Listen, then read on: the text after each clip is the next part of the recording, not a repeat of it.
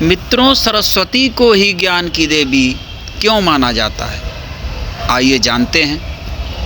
इससे पहले यदि आप हमारे चैनल पर नए हैं तो सब्सक्राइब कर लें, ताकि ऐसे ही ज्ञानवर्धक जानकारी का नोटिफिकेशन सबसे पहले आप तक पहुंचे।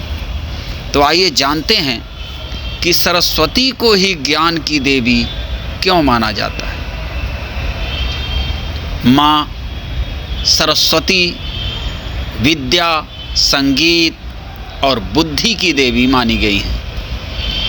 देवी पुराण में सरस्वती को सावित्री, गायत्री, सती, लक्ष्मी, अंबिका नाम से संबोधित किया गया है।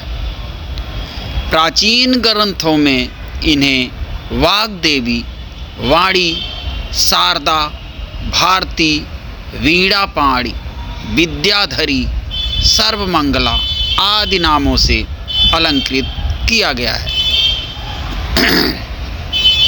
यह संपूर्ण संशयों का उच्छेद करने वाली तथा बोध स्वरूपिणी हैं। इनकी उपासना से सब प्रकार की सिद्धियां प्राप्त होती हैं।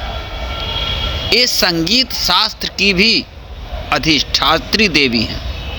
ताल, स्वर, लय, राग, रागिनी आदि का प्रादुर्भाव भी इन्हीं से हुआ है।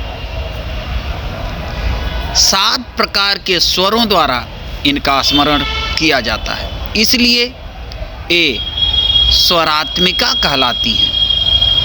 सप्तविध स्वरों का ज्ञान प्रदान करने के कारण ही इनका नाम सरस्वती है। वीणावादिनी सरस्वती संगीत में आह्लादित जीवन जीने की प्रेरणावस्था है। वीणावादन शरीर यंत्र को एकदम स्थैर्य प्रदान करता है। इसमें शरीर का अंग अंग परस्पर गूंथ कर समाधि अवस्था को प्राप्त हो जाता है। साम संगीत के सारे विधि विधान एकमात्र वीणा में सन्निहित हैं। और मार्कंडेय पुराण में कहा गया है कि नागराज अश्वतारा और उनके भाई कामबाल ने सरस्वती से संगीत की शिक्षा प्राप्त की थी। वाक, वाणी सप्तगुणी सरस्वती के रूप में प्रस्फुटित हुआ। सरस्वती के सभी अंग श्वेताभ हैं, जिसका तात्पर्य यह है कि सरस्वती सत्वगुणी प्रतिभा स्वरूपा हैं। इसी गुण की उपलब्धि जीवन का अभिष्ट है। कमल गतिशीलता का प्रतीक है। यह निरपेक्ष जीवन जीने की प्रेरणा देता है। हाथ में पुस्तक सभी कुछ जान लेने, सभी कुछ समझ लेने की सीख देती है। देवी भागवत के अनुसार सरस्वती को ब्रह्मा, विष्णु, महेश द्वारा पूजा जाता है। जो सरस्वती की आराधना करता है उसमें उनके वाहन हंस के नीर, क्षीर, विवेक गुण अपने आप ही आ जाते हैं। माघ माह में शुक्ल पक्ष की पंचमी को बसंत पंचमी पर्व मनाया जाता है। तब संपूर्ण विधि विधान से माँ सरस्वती का पूजन करने का विधान है।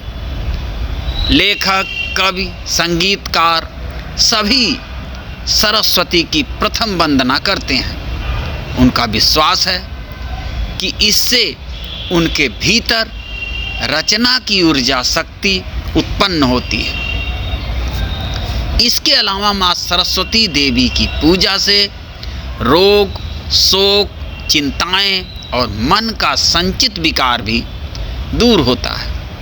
इस प्रकार वीणा धारिणी, वीणावादिनी माँ सरस्वती की पूजा आराधना में मानव कल्याण का समग्र जीवन दर्शन निहित है।